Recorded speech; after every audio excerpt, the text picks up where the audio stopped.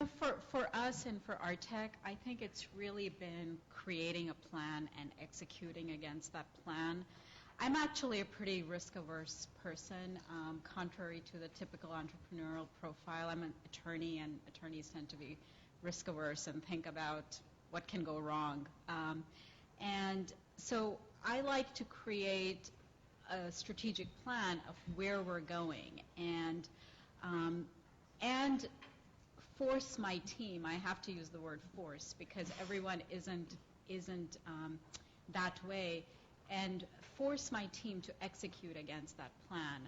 We're in the IT consulting industry, so basically what that means is we focus on large Fortune 500 customers, companies like IBM, Hewlett-Packard, Sanofi Aventis, Merck, AT&T. These are all companies that are our customers today.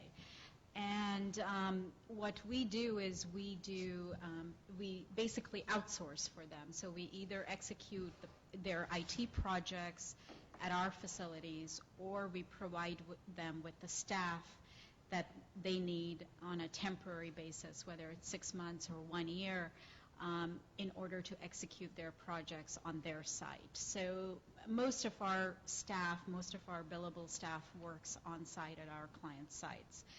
And in 1999, when I came back to Artech, we were about a $5.5 $6 million company.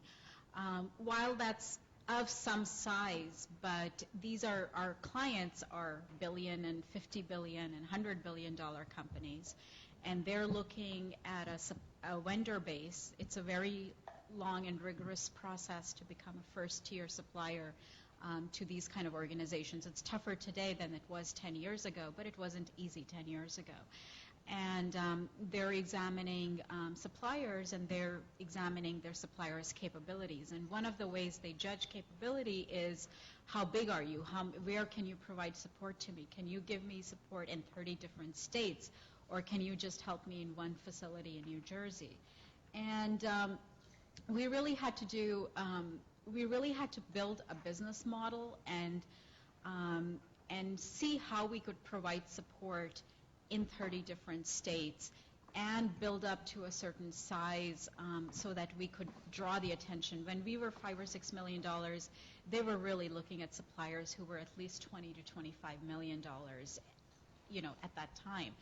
And so we had to have a plan to grow to that size in order to be a viable first-tier supplier to these organizations. And I mean, the way we did it was really, again, creating a plan, really focusing on new business development, not turning away opportunities or not, really focusing on every single opportunity. We got an opportunity to respond to an RFP from a Fortune 50 company, and I honestly looked at it and I said, my gosh, they're never going to select us. I mean, we've never worked with this company before. We're a little $5 or $6 million company. You look at the questions and you go, why would they even pick us? But we had built up enough relationships and we did a great job responding to the RFP. They went through a round of presentations. We did a great job responding to the presentations, and we were selected as one of 45 suppliers at that time. We were one of the smallest companies that they selected. Our competitors were $500 million, $1 billion in size, to 20, 30, 40, $50 million in size, and we were just very tiny as compared to our competitors.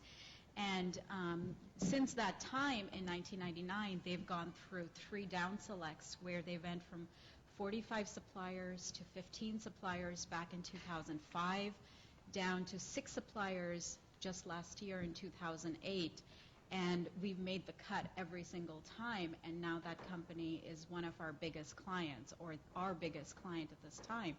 And it's really saying, okay, you have an opportunity, how can we execute on that opportunity, and just doing it. I mean, a lot of entrepreneurs have ideas, but you have to have that focused day-to-day execution.